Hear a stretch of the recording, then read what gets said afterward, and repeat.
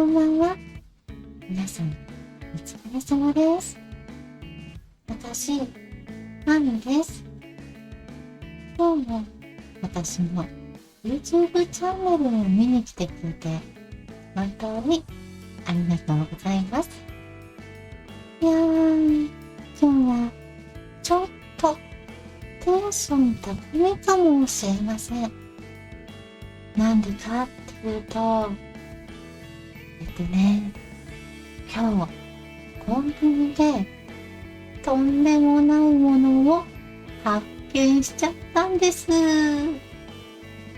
それが何かって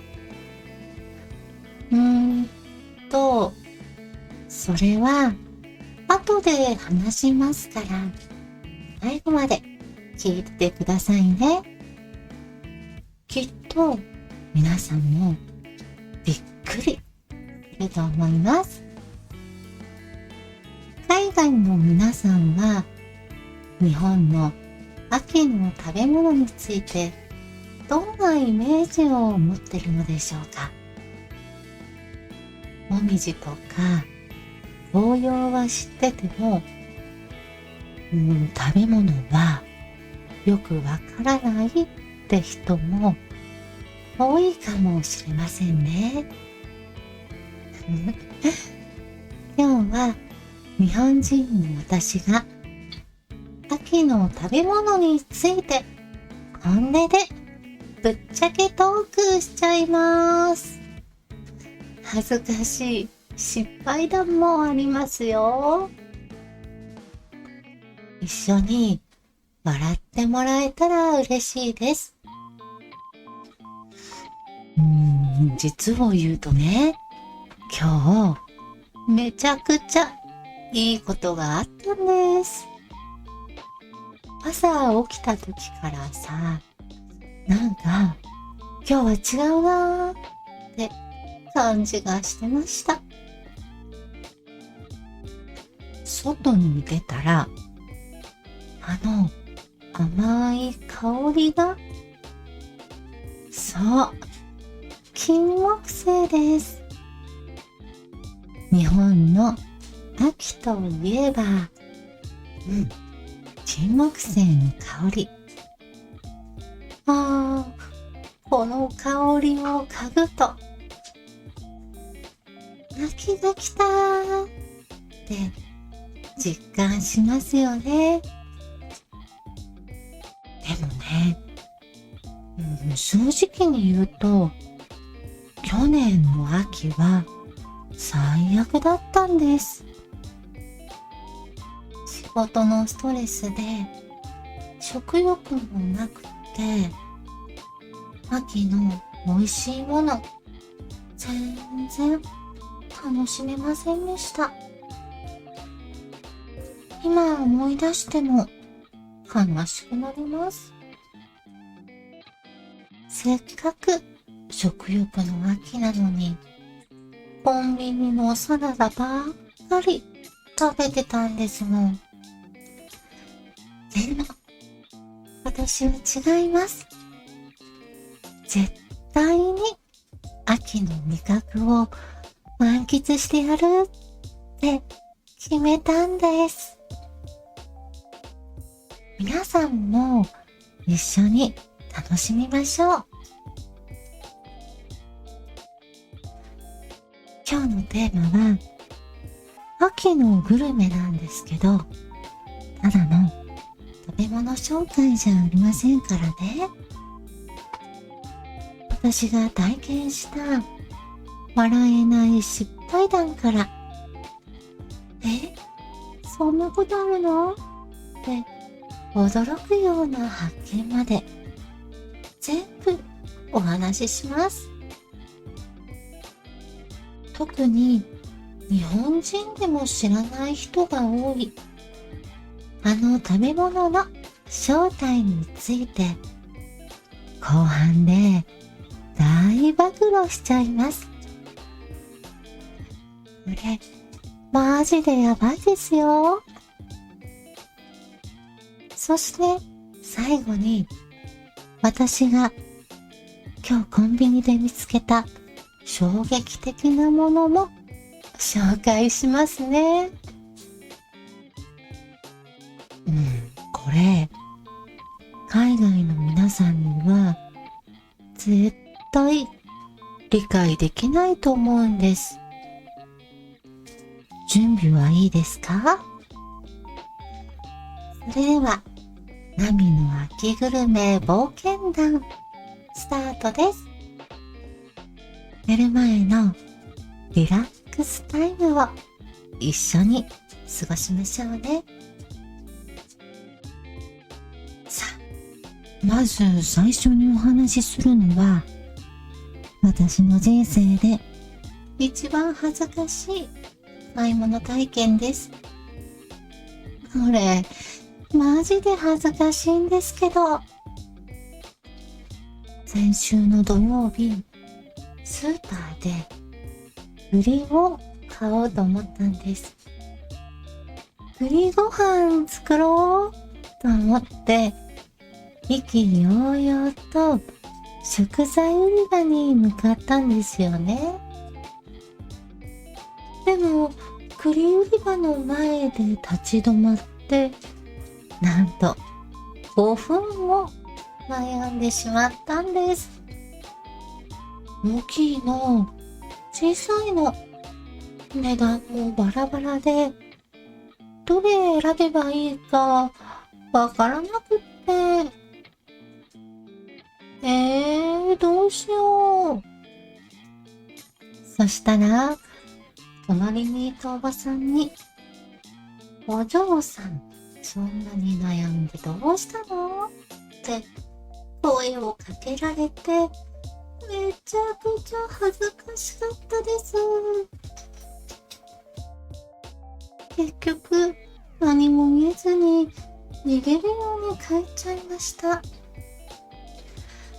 の時のおばさん、見てたらごめんなさい。皆さんはこんな経験ないですよね。でも諦めきれなくて、次の日また同じスーパーに行ったんです。今度は覚悟を決めて1キロ袋を購入しました。家に帰って栗ご飯作りにチャレンジしたんですけど、皮むきが地獄すぎました。1時間で手は傷だらけ。爪の間は栗のカスだらけ。うわぁ、もう嫌。もう無理って泣きそうになった時、YouTube で検索したら、なんと簡単な皮むき方法があるじゃないですか。マジでって感じでした。熱湯に30分つけるだけで皮がスルッと剥けるなんて、なんで誰も教えてくれなかったんですか？嘘でしょって思いましたもん。でも、この発見のおかげで、人生で一番美味しい栗ご飯ができたんです。感動で涙が出そうになりましたよ。実は私、昔からキノコが大の苦手だったんです。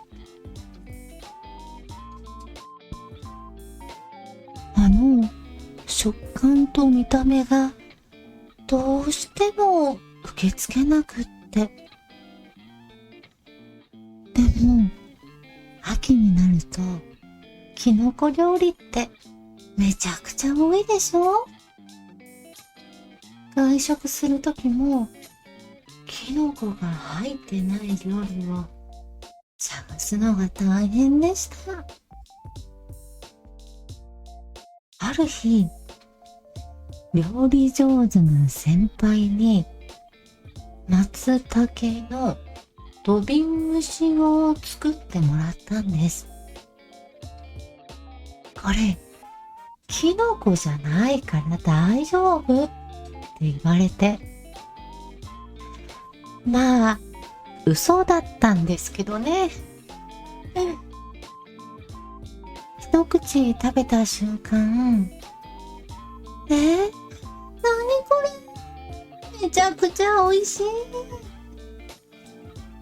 香りも味も今まで食べたキノコとは全然違ってたんです。それから松茸をきっかけに他のキノコも少しずつ食べられるようになったんです。今ではしめじやメレンゲも大丈夫になりました。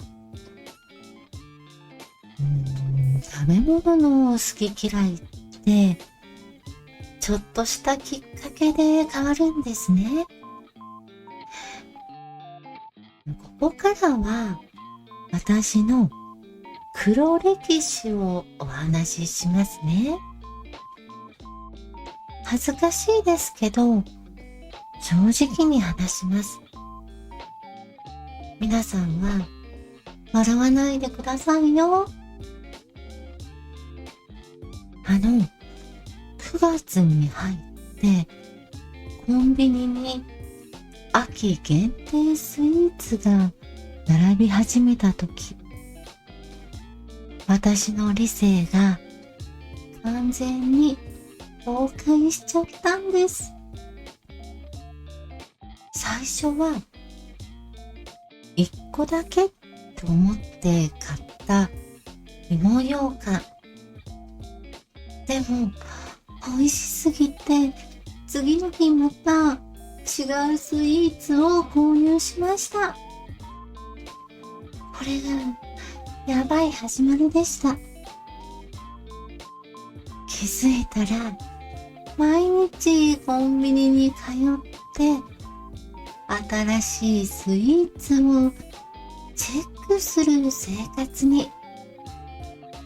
これ完全に中毒ですよね。皆さんもこんな経験あるでしょ？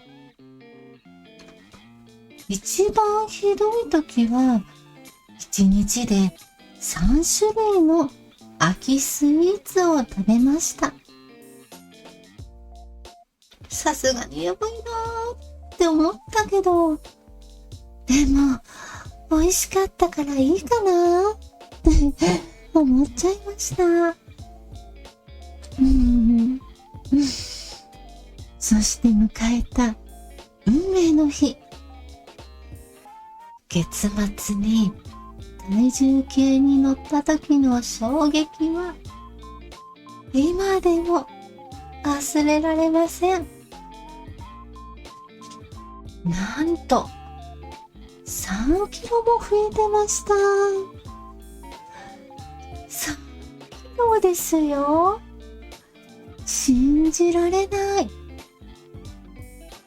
鏡を見ても確実に顔が丸くなってるし、これはマジでやばいと思いました。その瞬間、今まで食べた秋スイーツの代金を計算しちゃったんですよね。すると月に15,000円も使ってたことが判明。嘘でしょ？これはやばいと思ってその日から秋スイーツたちを決意したんです。でもこれがまた辛くて辛くて、コンビニの前を通るたび新商品のポップが目に入って、一個だけならって誘惑との戦いでした。皆さんも意志弱い時ありますか？スイーツ立ちを始めて3日目、禁断症状がピークに達しました。イライラして仕事にも集中できない状態でした。そんな時、母から手が送られてきたんです。最初は甘いものが食べたくて仕方なかったから、正直そんなに期待していませんでした。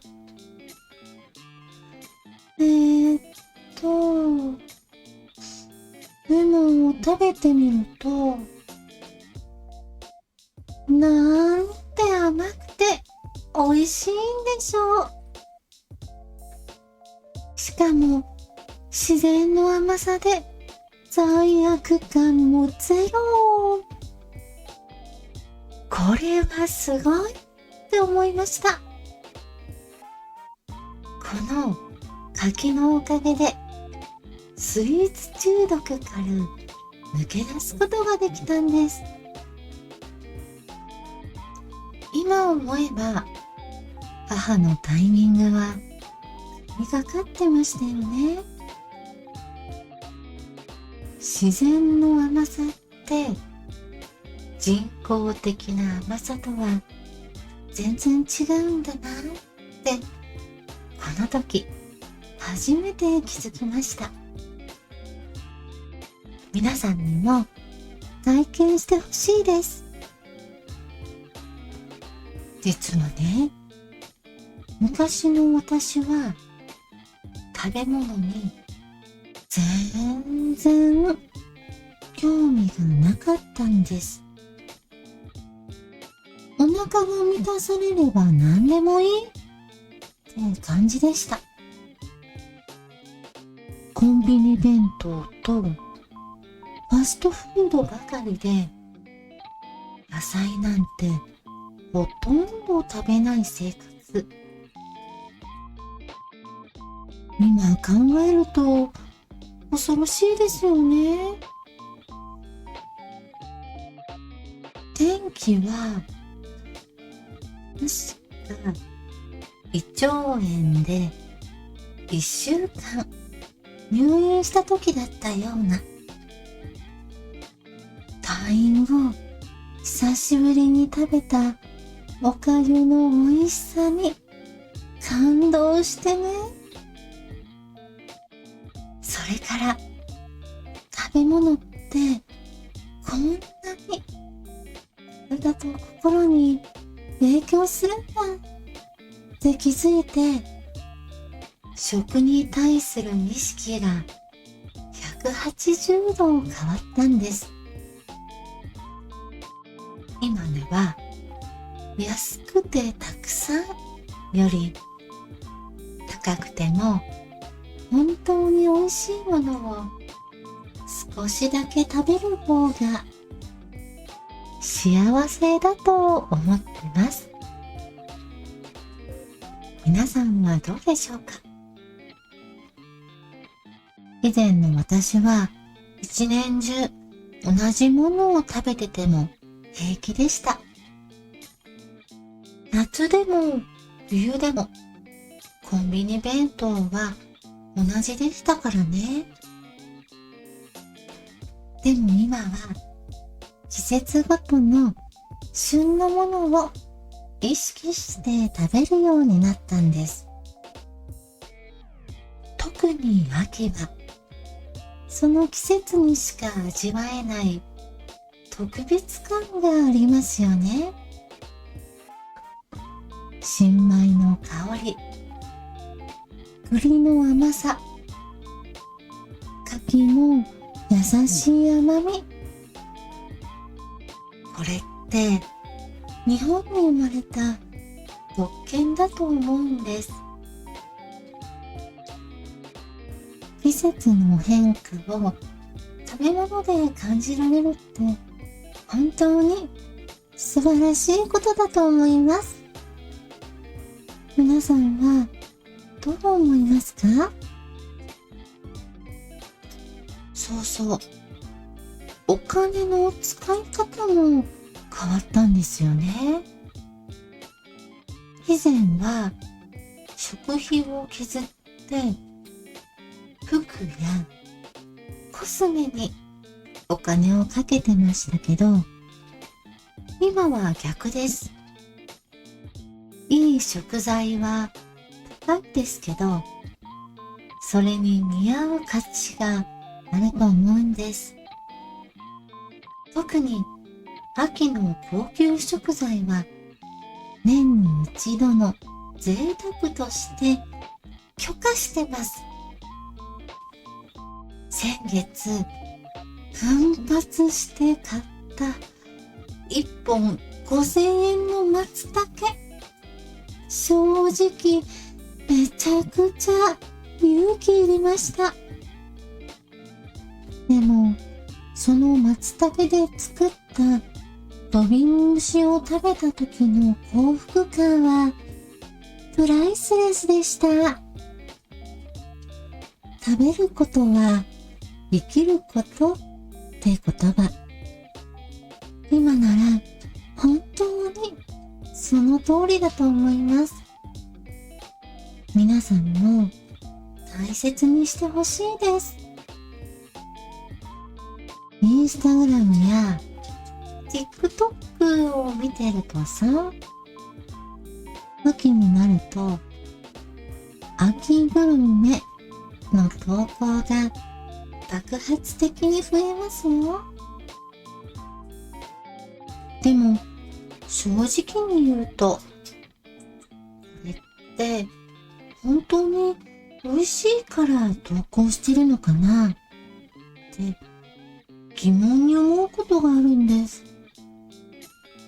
映えるために無理しておしゃれなカフェで高い秋パフェを注文してる人多くないですか？なんていうか本末転倒な気がして。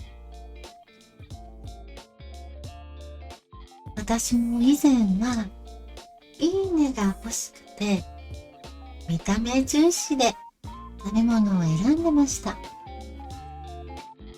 でも結果的にお金の無駄だったなーって反省してます。本当に美味しいものって実はそんなに映えないことが多いんですよね。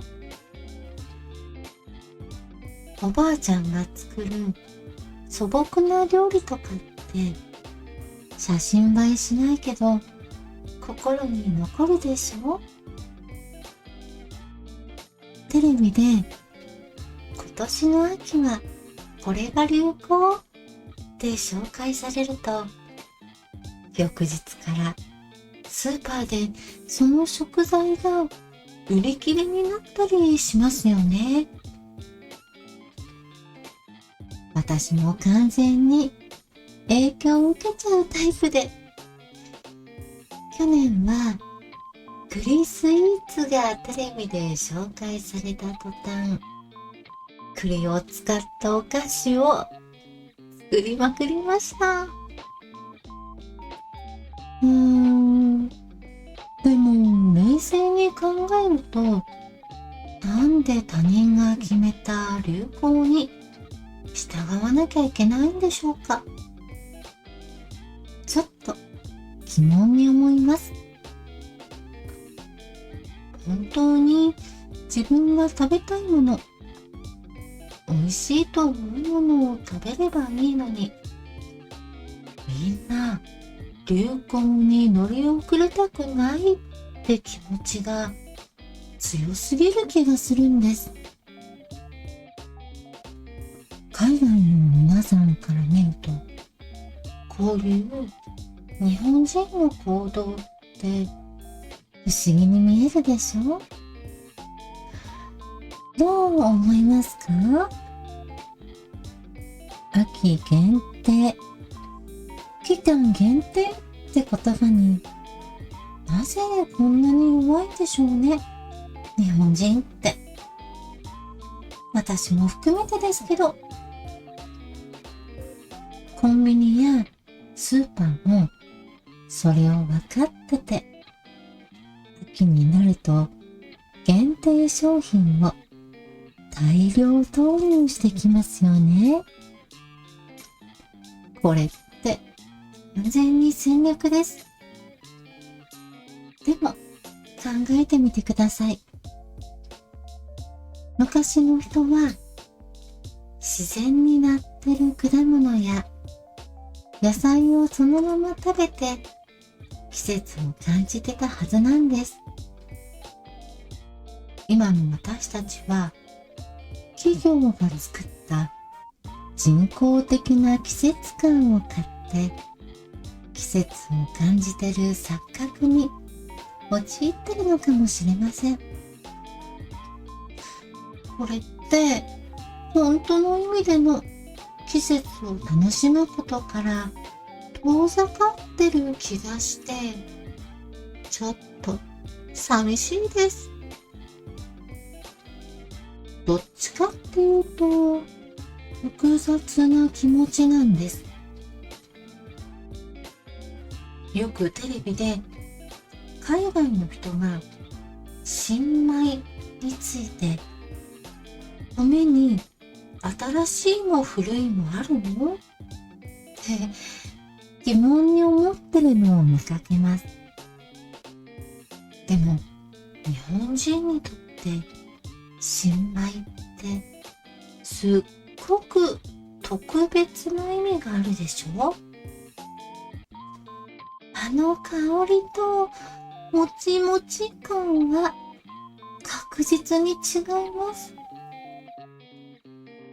私の祖父は毎年新米が出ると必ず今年のお米はどうかなって儀式のように味見をしていました。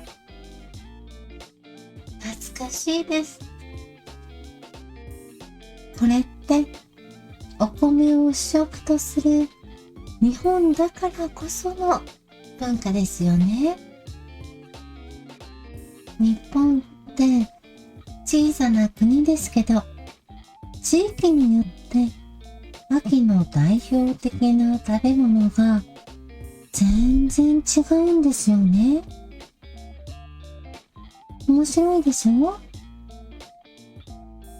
私は九州育ちなので、秋といえば栗や柿のイメージが強いです。でもテレビで見ると北海道では鮭やイクラが秋の代表みたいですしね。旅行で広島に行った時に食べた牡蠣の美味しさにはびっくりしました。九州で食べる牡蠣とは全然レベルが違ってました。でも一方で九州にいると全国の美味しいものが簡単に手に入るという利点もあるんです。これって便利ですよね。ただ本当に美味しいものはやっぱりその土地で食べるのが一番だなーって実感しました。昔の世代の秋の思い出って芋掘りや栗拾いなどの体験が中心なんですよね。でも私たちの世代だとコンビニの空きスイーツやインスタ映えする空きカフェが思い出の中心になっちゃってます。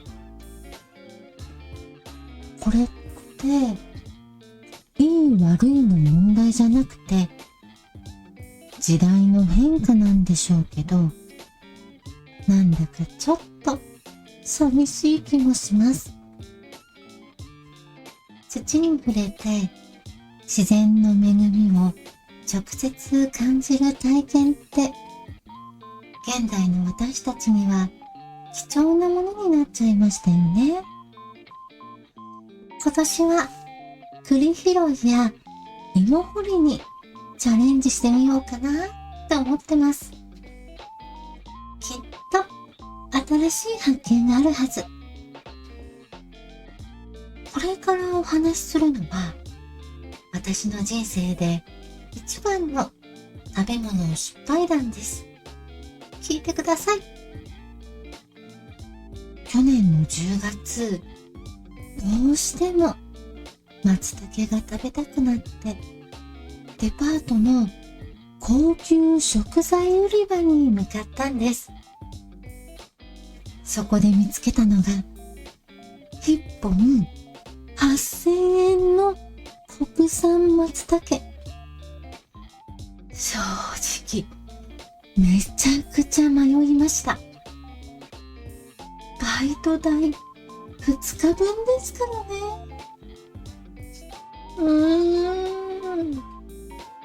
でも年に一度の贅沢だからって自分を説得して震える手でクレジットカードを差し出したんです。やばいですよね、この時点で。家に帰って YouTube でレシピを調べて丁寧に土瓶蒸しを作りました。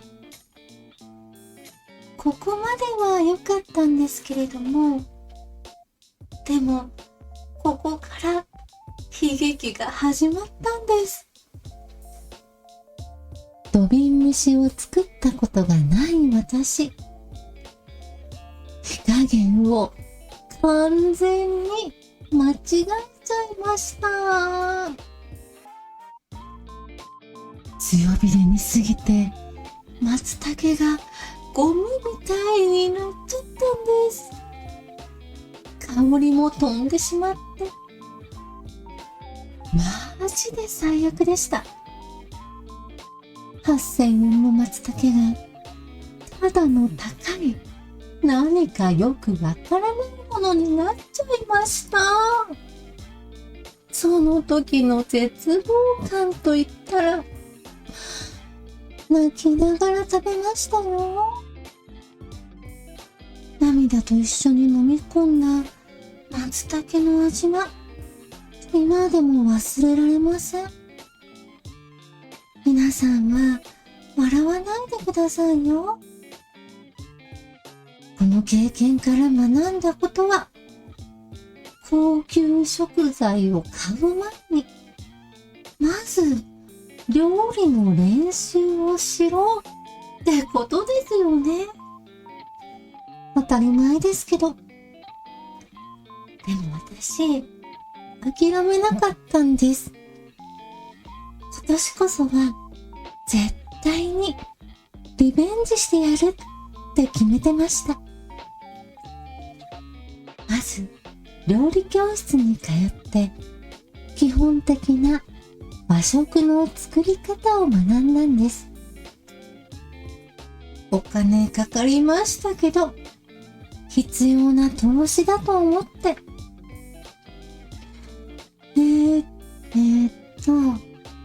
そして再び松茸にチャレンジしました。今度は3000円の少し小さめのものを選んで慎重に調理しました。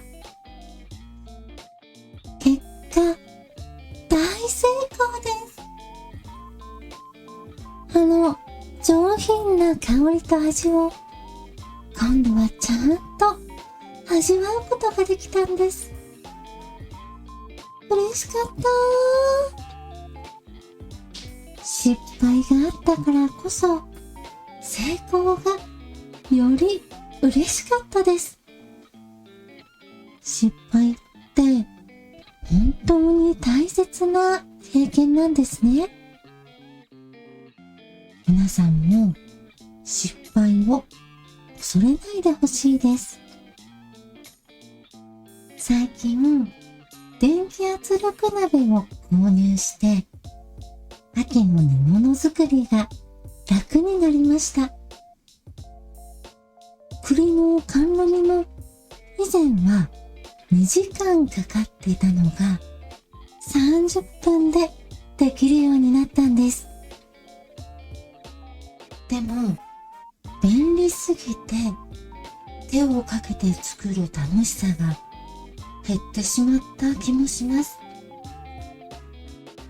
技術の進歩で料理が簡単になるのはいいことですけど、何か失ってる感じもするんですよね。皆さんはキッチン家電をどれくらい活用してますか？おすすめがあったら教えてください。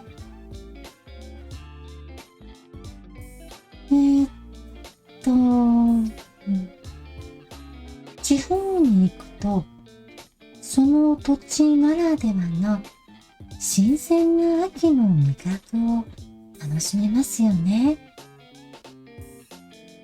旅行で北海道に行った時は、採れたてのトウモロコシと新じゃがいもが絶品でした。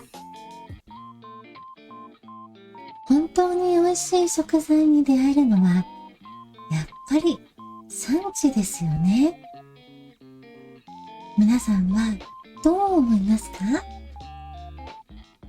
各地域に根付いた秋の食文化って本当に大切にしたいなと思うんです。でも高齢化で伝統的な保存食の作り方を知っている人が減っているそうです。祖母世代は干し柿の作り方を知ってるけど、今の若い人は知らない人が多いですよね。こういった食文化って一度失われると復活させるのは難しいと思います。私たちの世代がしっかりと受け継いでいかなければなりませんね。皆さんの地域の伝統料理教えてください。旅行先を選ぶとき、その土地の秋の名物を調べることが多いです。食べ物が目当てで旅行先を決めることも珍しくありません。食べ物って旅行の楽しさを何倍にもしてくれる重要な要素だと思います。皆さんはグルメ旅行しますか？最近は食品の表示をよく見るようになりました。特に秋の食材は産地によって味が全然違うので、どこで作られたものかチェックするんです。でも表示って複雑で、たまにこれって何を意味してるのって見ないことがあります。いろいろなマークがあってちょっと混乱しちゃいます。でも安心安全な食材を選ぶためには、表示を理解することって大切ですよね。皆さんの表示、ちゃんと見てますか？秋って美味しいものが多すぎて、つい買いすぎちゃうことがあります。でも、食材を無駄にするのはもったいないし、環境にも良くないですよね。最近は買う前にしっかり計画を立てて、食べきれる分だけ購入するようにしてます。余った食材は冷凍保存したり、干し野菜にしたりして、長く楽しむ工夫をしてるんです。小さなことですけど、一人一人の意識が大切だと思います。皆さんはどんな工夫してますか？最近、地元で作られた秋の野菜を選ぶことが多くなりました。運送にかかるお金も少なくて済むし、新鮮で美味しいし、地域の農家さんの応援にもなりますよね。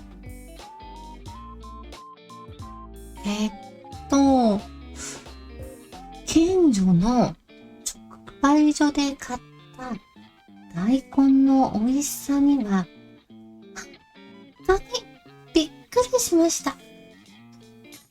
スーパーで買うものとは味が全然違って、これが地産地消の力なのかなって思いました。皆さんの住んでる地域にも美味しい秋の食材はありますか？ぜひ教えてください。美味しい秋の食材を楽しんでいる私たちですけど、それを作ってくれる農家さんが減っているって知ってますか？特に高齢化が進んで、若い農家さんが少なくなってるそうです。このままだと将来的に美味しい国産の食材が食べられなくなるかもしれないと思うと、すごく心配になります。私たち消費者も国産の食材を積極的に選んで、農家さんを応援することが大切ですよね。値段は少し高くてもその価値はあると思います。皆さんはどう思いますか？最近、食品の安全性についてニュースで見ることが多くて、ちょっと不安になることもあります。でも不安になるだけじゃなくて、自分でちゃんと情報を集めて判断することが大切だと思うんです。どんな作り方をしてるかとか、どんな材料が入ってるかとか、調べれば調べるほどいろいろなことが分かってきます。完璧を求めすぎると疲れちゃいますけど、できる範囲で気をつけてます。皆さんは食べ物の安全性についてどんなことを気にしますか？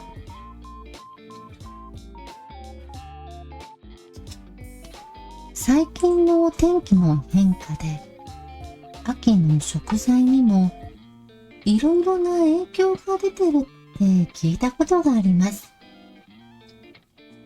つもより早く収穫したり、遅くなったり、味が変わったり、値段が高くなったりと、いろいろな問題が起きてるそうです。これって私たち一人一人にはどうしようもない問題ですけど、地球に優しい選択を心がけることは大切ですよね。食べ物を通じて地球のことを考える機会が増えました。小さなことからでもみんなで協力していけば変わっていくと思います。皆さんも一緒に考えてみませんか？子供の頃から正しい食の知識を身につけることってとても大切だと思います。でも最近の子供たちはファストフードやコンビニ弁当に慣れちゃって季節の食材を知らない子も多いそうです。私も昔はそうだったので人のことを言えませんけどね。でも大人になってから秋の美味しさを知ることができてよかったです。遅いスタートでも全然問題ないですよね。皆さんももし食に興味を持ったなら今からでも遅くありません。一緒に楽しみましょう。スーパーで見切り品コーナーを見るとまだ十分食べられるものがたくさんありますよね。見た目がちょっと悪いだけで捨てられちゃう食材を見るともったいないなと思います。でも最近はそういう食材を安く販売するお店も増えてきていい傾向だと思います。私も積極的に見切り品を買って美味しく調理するようにしてるんです。ちょっとした工夫で十分美味しく食べられますからね。皆さんも挑戦してみてください。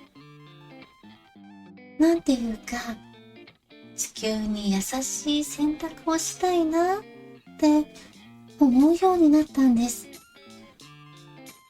完璧にはできませんけど、できる範囲で環境に配慮した食材を選んだり、食べ残しをしないように気をつけたりしてます。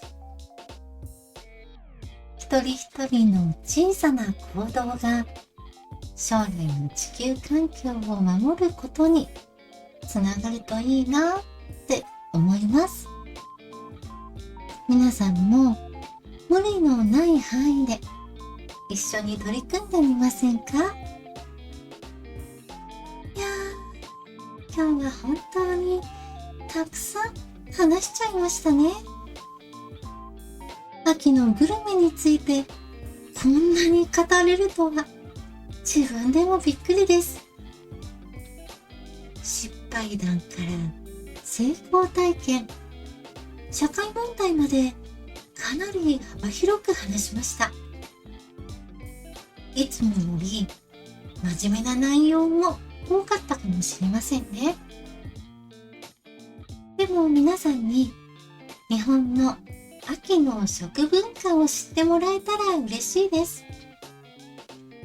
そしてそれぞれの国の秋の食べ物も教えてください。コメント欄で皆さんの秋グルメ体験談を聞かせてもらえたらと思います。失敗談でも成功談でも何でも大歓迎です。海外から日本に来る機会があったら、ぜひ秋の時期を狙ってきてください。コンビニの秋限定スイーツは日本の季節感を手軽に体験できるのでおすすめです。種類が多すぎて選ぶのが大変ですけどね。あと、地方の直売所や道の駅でその土地ならではの秋の味覚を探してみてください。きっと新しい発見があるはずです。料理に挑戦するときは、私みたいに高級食材で失敗しないよう、まずは安い食材で練習することをおすすめします。そして何より失敗を恐れずにチャレンジしてほしいです。失敗も含めて食の体験って楽しいものですからね。今日も最後まで聞いてくださって本当にありがとうございました。高評価とチャンネル登録もよろしくお願いします。それでは皆さん、いい夢を見てくださいね。おやすみなさい。